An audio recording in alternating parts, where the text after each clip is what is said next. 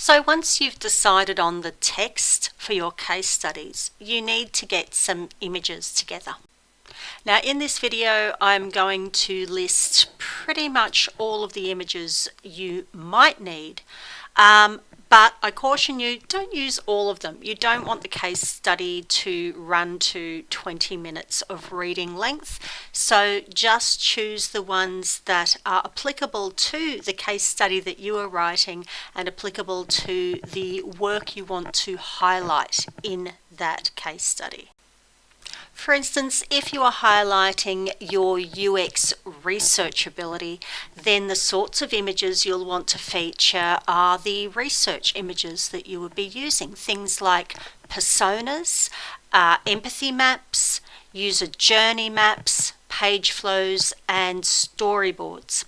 Now, you might not want to use all of those in every single one of your case studies. You certainly want to show that you know how to use these methods, but maybe you're using different ones through different case studies, and really use them if they were helpful in the UX research and analysis process. Don't just put them up there because they look good. If you want to emphasize your user interface, UI design, then the case study might feature more prominently the mood board, grid structure and layout, wireframes, the navigation design, icons, color palette, typography. In both instances, you're going to want to include images of the final design, so that would include feature screens. Show the most relevant screens. Don't show every single one of them. People are going to skim through and look for the most interesting things. You want to create impact, and you don't want your case study to be any longer than it absolutely needs to be. So choose the most interesting screens that really convey the purpose of the app. Show mock-ups in realistic views. Show images of people using the app. And a particularly good way to show interaction design can be to show them as animated PNGs or GIFs, or GIFs if you prefer that pronunciation. And so you can actually show how the animations are working in a nice little recording and include that in your portfolio case study. Now, most importantly, make sure your images are high quality. That doesn't mean they have to be enormous. We don't want them to be 25 meg images each, because you'll have a few of them in your case study. Make sure they are optimized for web, but make sure they look really good. No jaggies, no bad JPEG artifacts. Make sure they are crisp and clear. If there is text on your image, for instance, with a persona or with a user journey map or with an empathy map, make sure that the text is readable, otherwise the image is useless. So in some instances, you're going to have large images. Most advice I have seen has said, don't make your images too small. They need to really draw the eye, illustrate your case study, and they are as important as the text. Make sure there's enough white space around them so that they're not running straight into the text. Make sure the images are relevant to the case study. So that will help you with choosing the images that you need.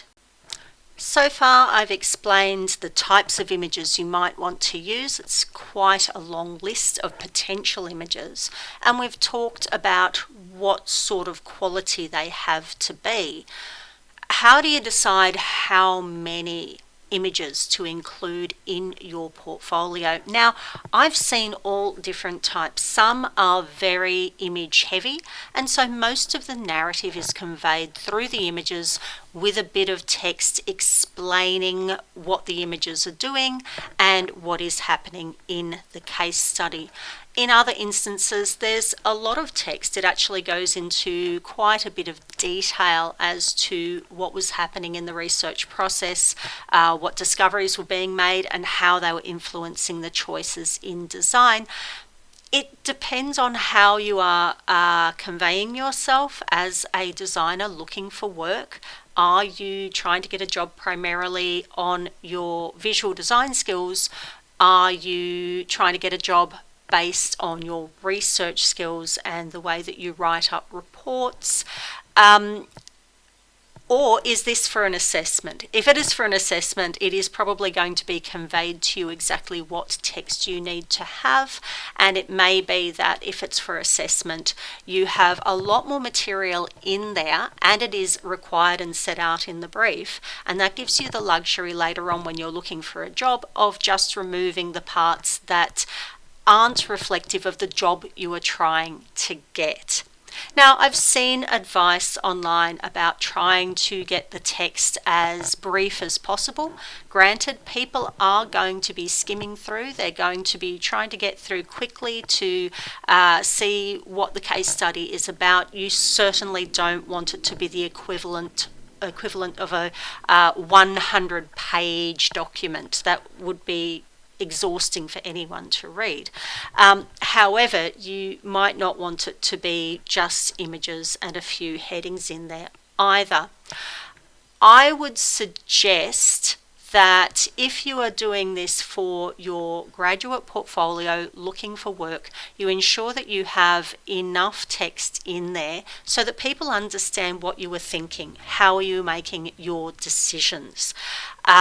You don't need to have exhaustive amounts of text where you're explaining every method in great detail, and at the same time you don't want to have so little text that really it's just a showcase of a few visuals and people kind of understand what you were doing at the time but not really.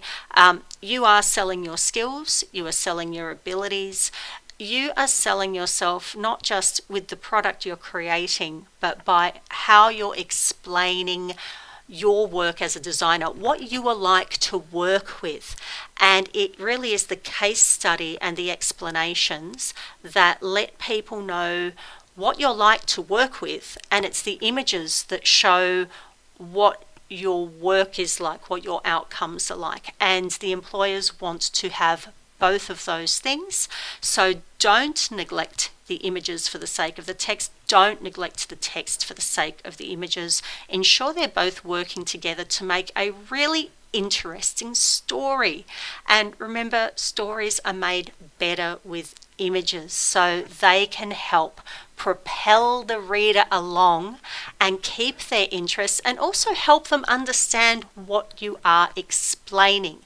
A picture is worth 1,000 words, but those words can be good as well.